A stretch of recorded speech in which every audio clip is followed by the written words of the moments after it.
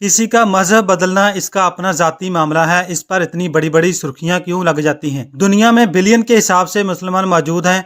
अगर इनमें एक दो का मजीद इजाफा भी हो जाए तो उम्मत मुसलमान को क्या फर्क पड़ता है? इसमें बहुत फर्क पड़ता है। इससे ये बात भी मालूम होती है कि हदायत भी उसे ही मिलती है जो हदायत का तलबगार हो, चाहे वो किसी भी मजहब से तल्लक रखता हो। उसके लिए पैदाइशी मुसलमान होना जरूरी नहीं। देखने में आया है कि नौ मुसलमान जब हदायत के रास्ते पर चल पड़ता है तो वो ज्यादा अच्छा मुसलमान बन जाता है। आज की इस वीडियो में हम बात करेंगे साबका बॉलीवुड स्टार के कबूल इस्लाम की ईमान अफरोज दास्तान के मतलब। बिस्मिल्लाहिर्रहमानिर्रहीम, अस्सलामुअलैकुम। नाजरीन, उन्होंने फ़ोन नंबर बड़ी जान जोखिम से हासिल किया था, क्योंकि वो जिसे फ़ोन करना चाह रहे थे उसने अपना नंबर बदलकर नया नंबर किसी पुराने तलकदार को नहीं दिया था। अब उसके फ़ोन की घंटी बार बार बज रही थी, लेकिन वो जिसके हाथ में था वो हाथ फोन सुनने पर तैयार न था। जब मामला हद से बढ़ा तो उसने फोन सुन ही लिया, लेकिन जब फोन करने वाले को जवाब मुकम्मल नहीं में मिला तो जैसे उनके कदमों तले जमीन ही निकल गई हो। ये फोन दुबई में किया जा रहा था, जहां बड़े बड़े म्यूजिक शो करने वाला एक इवेंट ऑर्गेनाइजर सख्त परेशान था कि इसने प्रोग्राम तरतीब दिया है, लोगों को भारी मुआवजे पर टिकट फरोख्त करके यकीनी दावत भी दे दी गई है, लेकिन वो मरकजी किरदार जिससे सारी महफिल सजनी थी वो तो अब उल्ट राहों पर चल पड़ा था। कल तक स्टेज सजाने और आज का फोन न सुनने वाली शख्सियत ने जो जवाब दिया था तो वो सब पर बिजली गिरा देने वाला था कि मैंने इस्लाम कबूल कर लिया है और एक नौ मुस्लिम से शादी भी कर ली है। इसके बाद अब मैं ऐसे किसी शो में हिस्सा नहीं लूंगी। ये जवाब था दुनिया की सबसे बड़ी फिल्म नगरी, बॉलीवुड की माजी की हीरोइन और आज की बेहतरीन स्टेज एक्टर ममता कुलकर्णी का, जिसने 10 मई को बाकायदा इस्लाम कबूल करने का ऐलान कर दिया था। 10 मई को यह खबर क्या आई, ममता कुलकर्णी के कबूल इस्लाम ने इंडिया में भी शदीद परेशानी की लहर दौड़ा दी थी।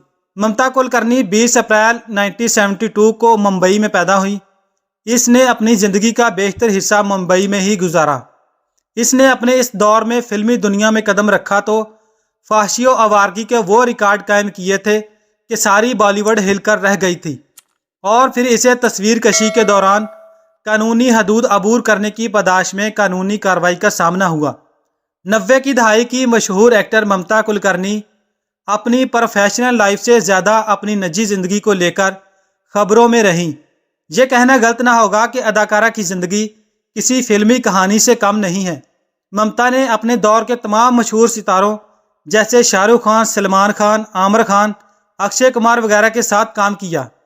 ममता एक के बाद एक हिट फिल्म दे रही थी, जिसकी वजह से इनके मदाहों को यकीन था कि आने वाले वक्त में ममता सुपरस्टार बनेगी।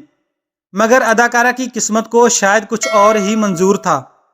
एक तरफ जहां ममता का कैरियर ग्राफ ऊंचा उठ रहा था तो वहीं दूसरी तरफ तनाज़ात से भी इनका नाता गहरा होने लगा था। ममता उस वक्त तनाज़ात में उलझ गई जब उन्होंने एक मैगजीन के लिए टॉपलेस फोटोशूट करवाया। ममता के इस फोटोशूट की चर्चा हर तरफ होने लगी। वहीं इस दौरान ममता का नाम अंडरवर्ल्ड डॉन के साथ भी जोड़ा जाने लगा। इसकी तस्वीर ने हिलचल मचा दी और अदाकारा अखलाकी पुलिस के रडार की जद में आ गई। इसे न सिर्फ इस काम के लिए तनकीद का निशाना बनाया गया, बल्कि इसे इंडिया के फाहशी के कवानीन के तहत इल्जामात के साथ तनकीद का निशाना भी बनाया गया और आखिरकार इसे सन 2000 में सजा सुनाई गई। ममता के लिए परेशानी यहीं ख़त्म नहीं हुई, वो एक बार फिर तनाज़ा की जद में आ गई जब उन्होंने अपनी अदालती केस की समाअत के लिए अबाया पहना। ममता को जान से मारने की धमकियां भी मौसूल हुई, क्योंकि उन पर अबाया का गलत इस्तेमाल करने और मुसलमानों के जज्बात को ठेस पहुंचाने का इल्ज़ाम लगाया गया था। ताहम इसने बरकरार रखा कि इसने फोटोग्राफरों से दूर रहने के लिए बुरखा का इस्तेमाल किया था। बिल आखिर जनवरी 2004 में इसे मुंबई हाई कोर्ट ने बरी कर दिया।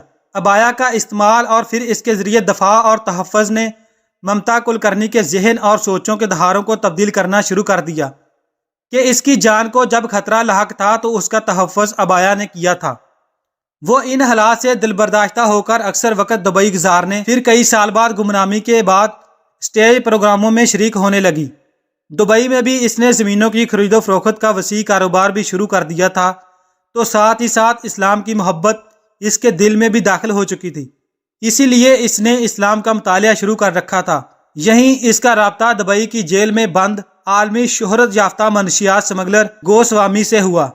جسے متحدہ عرب امارات کی حکومت نے سن 1977 میں گرفتار کر کے 25 سال قید کی سزا سنا رکھی تھی۔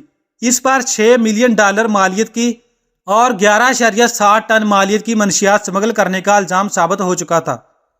متحدہ عرب امارات میں یہ قانون موجود ہے کہ جو غیر مسلم قیدی اسلام قبول کرے یا مسلم قیدی اسلام کا مطالعہ کرے یا قرآن پاک حفظ کرے تو اسے سزا میں رعایت دی جاتی ہے۔ بے تحاشا دولت کے مالک گوسوامی سے رابطے کے بعد ممتا کلکرنی نے اپنے ساتھ اسے بھی اسلام کے مطالعہ کی پیشکش کی اور قرآن مجید کے ساتھ ساتھ اسلامی لٹریچر اسے پہنچایا۔ دیکھتے ہی دیکھتے گوسوامی کی زندگی بھی بدلنے لگی۔ 16 سال سے جیل کی سلاخوں کے پیچھے ایک بڑے گوسوامی نے اسلام قبول کیا تو اسے رہائی کا پیغام سنایا گیا۔ اسی دوران ممتا کلکرنی نے بھی اسلام قبول کر لیا اور پھر سرکاری گواہوں کی موجودگی میں دونوں کا نکاح قرار دیا گیا۔ اسلام قبول کرنے کے بعد دونوں بین الاقوامی شہرت یافتہ شخصیات نیروبی پہنچ گئیں اور پھر 10 مئی کو ساری دنیا نے یہ حیرت ناک خبر سنی کہ قبول اسلام کے بعد ان کی شادی بھی ہو چکی ہے۔ ممتا نے ایک شادی اس سے قبل امریکہ میں ایک بھارتی نژاد ہندو شخص سے کی تھی جو کامیاب نہ ہو سکی تھی۔